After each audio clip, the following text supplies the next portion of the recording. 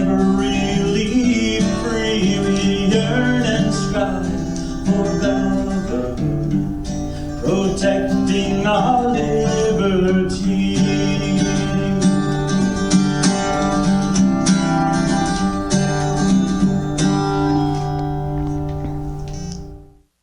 Good evening and welcome to Your Right to Know by the Fitchburg Republican City Committee. My name is Mary Lotze and I will be your co-host for this evening's show. Joining me as usual is my good friend and co-host, Attorney Andrew Couture.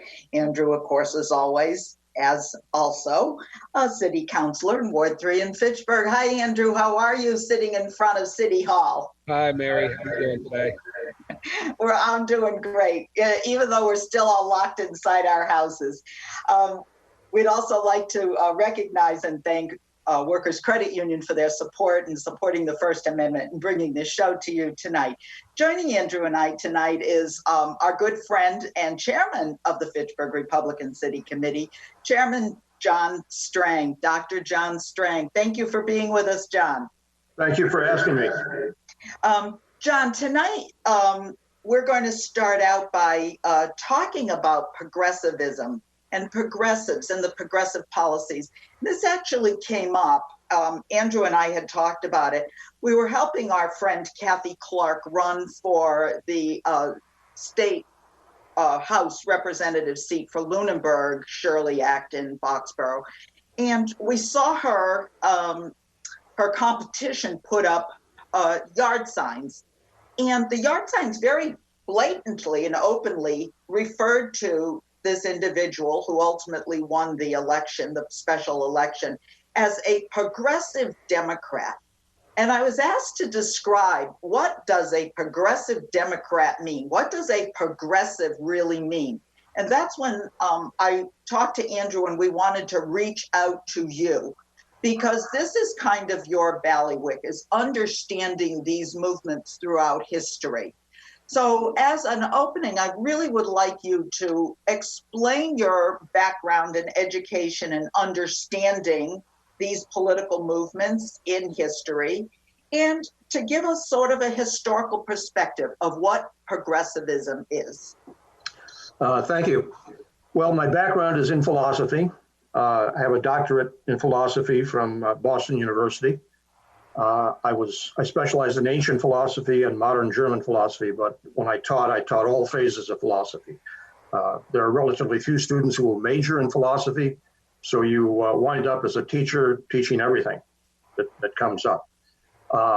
As to how I'm prepared to address the issue of progressivism, well, political philosophy is one of the major areas of philosophy, and progressivism certainly would fall under that heading. We'll have a chance, I think, to go into some of the historical changes that occurred to progressivism. But progressivism essentially was and is a philosophy of political philosophy emphasizing the need for social reform. And in general, if you leave the definition that broadly, there tends to be agreement between people on the right and people on the left that there are occasions when social reform is needed. The issue is in the details, how deeply these reforms or so-called reforms intend to go. Now, if you want me to go into the historical background now, I can start that. Yes, please. Okay. Please. Well, probably it's kind of ironic that the major man behind progressivism is a name probably most progressives don't recognize. He was a French Enlightenment philosopher and mathematician named the Marquis de Condorcet. And Condorcet, toward the end of his life, actually, he died during the Terror. He was a supporter of the French Revolution, but like many supporters, including intellectual ones, he wound up dying under mysterious circumstances in his case. He wrote a book published after his death called Outlines of an Historical View of the Progress of the Human Mind. And I'd just like to quote a little bit from this, from the beginning of it, because it gives a sense of the broader dimensions of progressivism. He says this at the beginning of his book. He says, "I will show from reasoning and from facts that no bounds have been fixed to the improvement of the human faculties, that the perfectibility of man is absolutely indefinite, that the progress of this perfectibility, henceforth above the control of every power that would impede it, has no other limit than the duration of the globe upon which nature has placed us. The course of this progress may doubtless be more or less rapid, but it can never be retrograde, at least while the Earth retains its situation in the system of the universe.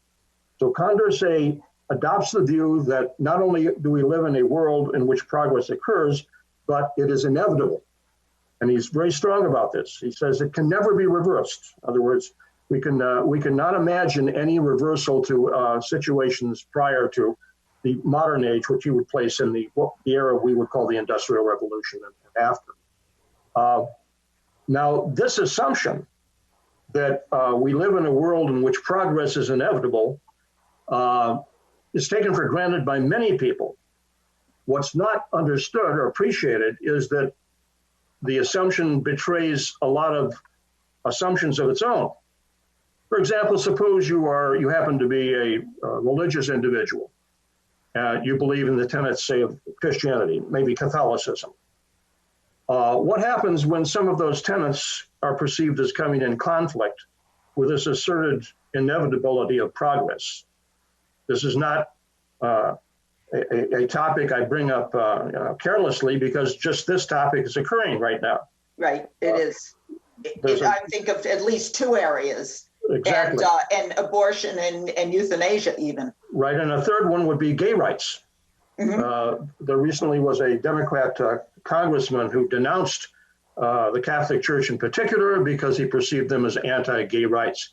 Now, what is an issue here is how far are progressives willing to go in their assertions of the inevitability of progress as they see it, and what limits do people who have questions about that, what limits are they willing to place on that asserted progress? We could also claim Sharia law. I don't want to get off topic, but right, Sharia law. Right. There are many. Yeah, that would be another area from a completely different culture. But within our own mainly Western lineage, we would say there. And the irony here is that in the past, in the American past, until relatively recently, there was broad agreement between Democrats and Republicans, liberals and conservatives, that certain projects, certain goals of social reform were necessary. No one, for example, pitches now for a 14-hour workday. No one pitches now to have children working in mines. And certainly elements like, for example, the disenfranchisement of women.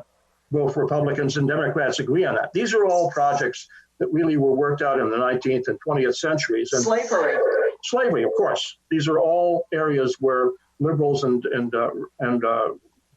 Democrats and Republicans have agreed. Andrew, as you open up for your question, you also might even think of gun rights and how we now perceive gun rights. I would think of gun rights, but going off of what John has said, they're basically, that's what they're doing. They want to erase history, hence, not going back, and they want to erase the history. That's why they're tearing down the statues.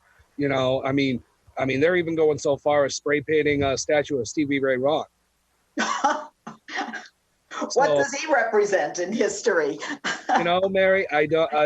Other than musical history, which I'm a fan of him, but I just don't think they're educated enough to understand, what history really means, and how these symbols mean. We don't go back, to that, but it's a memory of what has happened.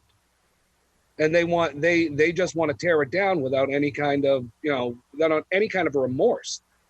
And that's what's really tragic here. Yeah, I think you've touched on something very essential. What you're implying is that certain extreme progressives want to erase our memory of our history.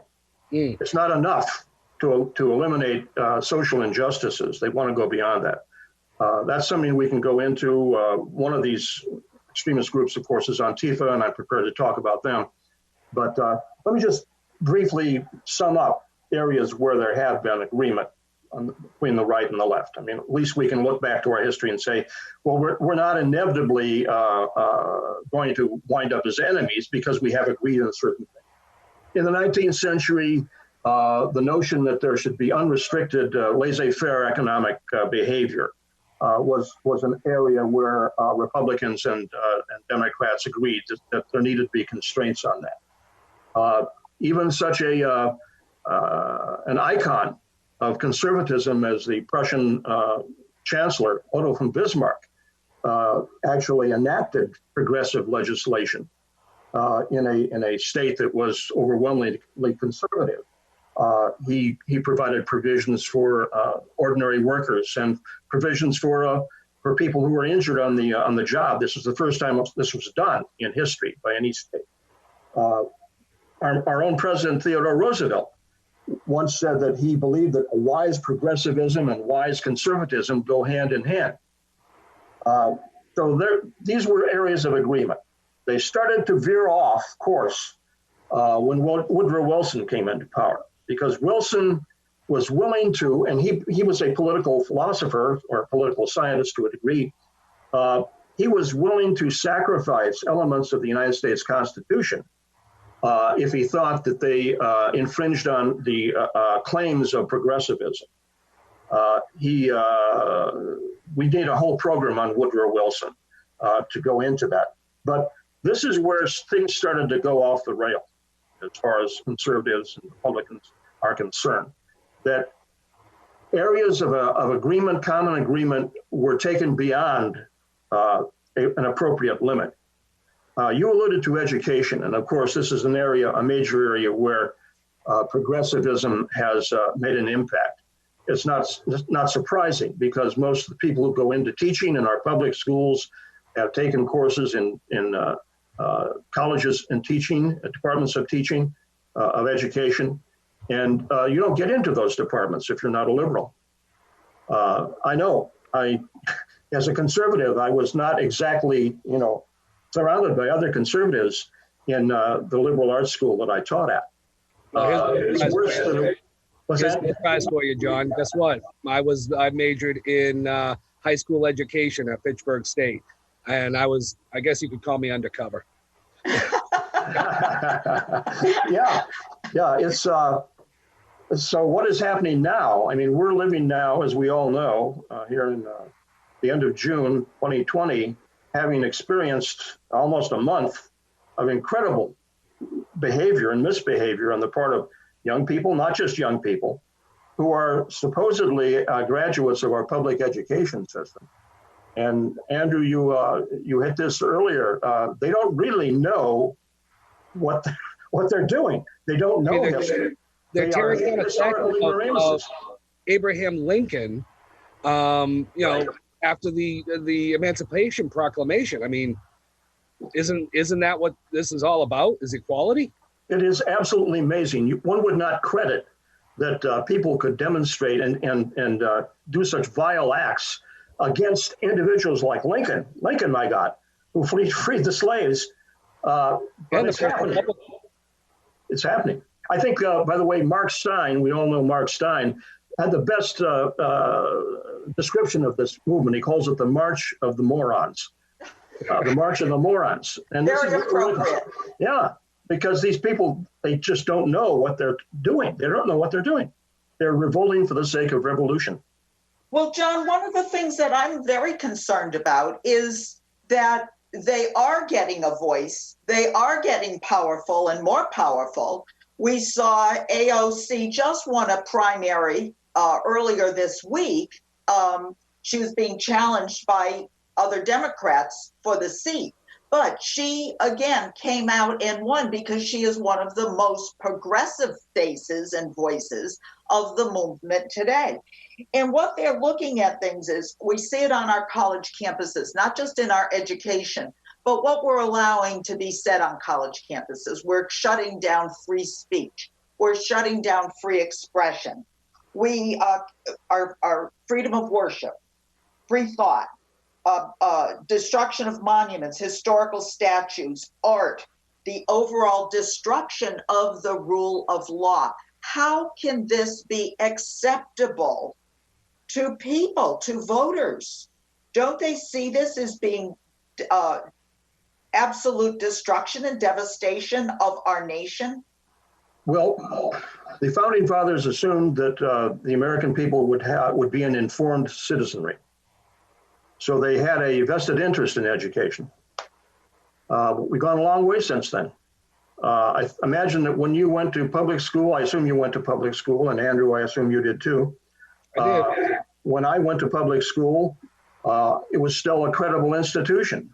I mean, my school in Ohio was a public school in northeastern Ohio. It delivered the basics. I had good relations with all the teachers. There was a general camaraderie, a willingness to learn. There was not this pitch for social activism, which we see as so characteristic now, coming in even at the school level, almost at the elementary school level. Activism was not perceived as an appropriate area for a young person to dedicate his or her time to. Now it's being taken for granted. Your parents wouldn't even have supported it because they felt that there was a very distinct difference between what was learned in school was the reading, writing, and arithmetic, which they wanted everything to be very uniform amongst all schools. And they would teach those other things. So if they were activist parents, they would teach that. If they were religious or conservative parents, they would teach that. But that happened in the home. Now we don't even seem to have education valued in the home. Right. It's if you find an educated young person today, there's a good chance that that person has been educated in the home school. Yes. Because so much time is wasted in public schools. I was always opposed to the notion of allowing a sweeping range of choices for young people. I always felt in school, in high school, for example, I always felt they should get the basics. And this came across to me as a teacher, because I found when I asked students to write essays on my exams, in philosophy, of course, an essay is a good indicator of how a student understands something. I discovered that most students couldn't write essays. They couldn't write 2 paragraphs. They had difficulty composing 2 paragraphs. Now, we would say that, yes, well, with the proliferation of electronic devices like the computers and so on, maybe you don't need to be able to write that much. But they couldn't do it orally either. That's also something I found, that if a student can't compose something in writing, that same student could not do so orally. So neither of these is being brought across. The basics have been eliminated. Teachers of the basics have been replaced by social activists. The role of sociology, that subject matter called sociology, has been extremely influential in education, including in college education. That's the department behind the proliferation of many of these activist sub-departments. John, as I was telling you, when I was in school in college, as you know, to be a high school English teacher, I remember, and this was when I ended that major, is we had to come up with reading plans and you know study guides and whatnot, and I kept concentrating on Moby Dick, Shakespeare, classic. On the classic, yeah. You know, the things that everybody should read, and I was chastised by my professor as to being too old school and they should read Harry Potter instead. Right. And it's worse than that. I mean, now it's worse than it was then. You'll find now college English departments that do not require Shakespeare. They don't require. How can you not have Shakespeare? Exactly. How could you not? You know, Shakespeare is the monument of English language and literature. How could you not require him? But it's seeped in everywhere. And earlier, Mary raised the question, what can be done about this? Well, the truth is that much of it's beyond the point of help. If I were a parent having school-age young people, I would homeschool them, or I would send them to a private school that I knew, whose curriculum I knew very thoroughly. I'm so fed up with, disgusted with the public school system. John, we've got like 5.5 minutes left, so we have time, and I really don't want to end this show without talking about Antifa. Right. There's a lot of people who just don't know what Antifa means. Is Antifa one of those things? Is not every progressive is supporting of Antifa, but every Antifa is a progressive? I mean, is it kind of that conundrum? It's actually more extreme than that. Antifa, to give it its historical background, the word is actually a condensation of the German, the antifaschistische Aktion, the anti-fascist action, Antifa. It actually originated way back in the 1920s and early 30s in Germany. Antifa was the paramilitary arm of the German Communist Party. And I don't know if this comes across, I'm going to try to show this. Can you see that? No. No? Yeah. Yes. Back it up a little bit. There? That better? Back. Go back. Draw it back. Draw back. Okay, maybe you can make out some of it. I'm not sure. I'm not an expert at doing these graphics on computer screen, but I know we don't have Mike in the back room. This is a photograph of the headquarters of the German Communist Party in Berlin in 1932. And it has slogans in the top, Antifaschistische Aktion gegen Krieg, Hunger und Faschismus, anti-fascist action against war, hunger, and fascism, vote KPD, that's Communist Party Germany. So 1932, this is the year before Hitler took over. So this Antifa goes back a long, long time. It actually, in its present form, it was revived in the period in the 1970s when there was this so-called Red Brigade movement in Germany, extreme leftists who kidnapped and murdered opponents. The symbol of Antifa is two flags, a red flag and behind it a black flag. Now the red flag we know, of course, symbolizes socialism in general, Marxism. The black flag symbolizes anarchism. So this is where these people are coming from. They are extremists. They advocate, if I can get a list here, if I can find it among the many things I have. They advocate, of course, the elimination of capitalism. They are in favor of a policy of eliminating all traces of a dominant capitalist society. They believe in violence, the use of violence to silence their opponents. This is, by the way, something that goes back to the 1920s and 30s in Germany. People forget that before there were Nazis, there were these thugs on the left. And indeed, many people have said the Nazis were a response to them. But we only have 2 minutes left, but don't we have this now happening by our progressive movement, which is actually mimicking Antifa and working with Antifa to eliminate capitalism, to organize speech and how we think? Right. Get rid of. It's not enough for them to listen to an opponent's views. They don't want to give an opponent an opportunity to present his views. For example, Milo Yiannopoulos, a conservative, a gay conservative, very prominently 3 years ago, I guess it was, tried to speak at Berkeley University in California. And the Antifa destroyed the scene. They did hundreds of thousands of dollars worth of damage to the scene, and the university backed down. You have to appreciate that they are not people that you can get to cooperate with you. Now, I do not imply that all the protesters who have been taking part in these extreme activities, like vandalism of churches, like destruction of buildings, like tearing down statues.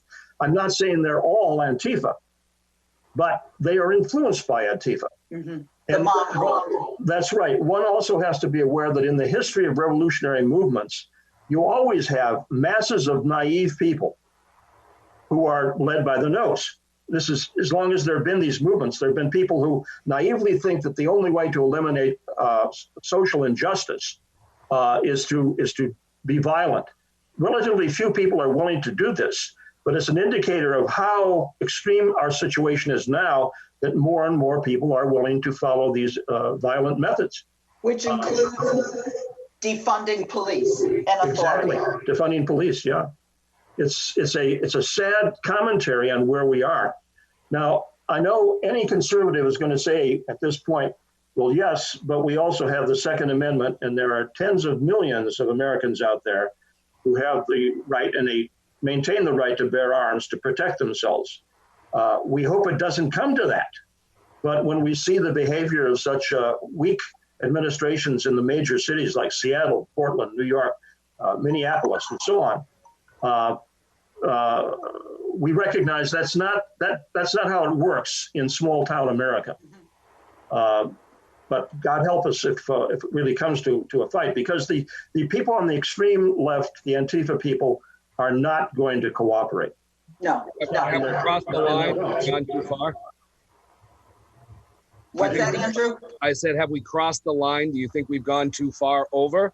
Or is there, how long is this going to be going on? I mean, Venezuela has been fully changed from democracy to socialism in 10 years.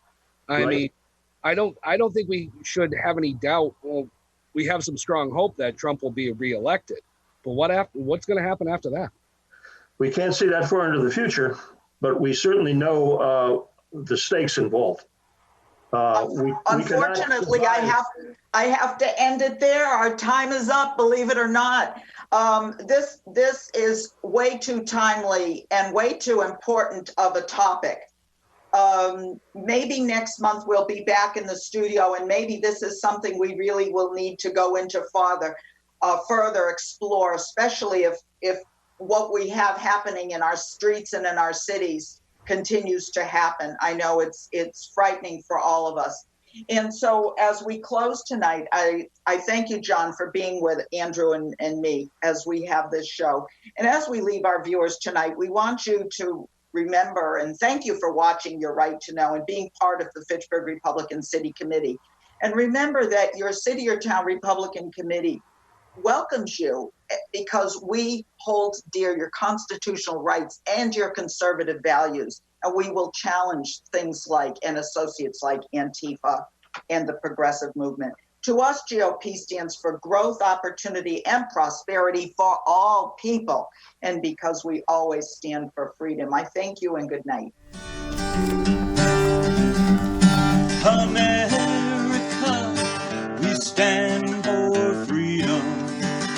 So let us all unite to yearn and strive for our republic that reflects our values, that preserves our rights, and goes forth in power and might, that reflects our values and preserves our rights, and goes forth in power and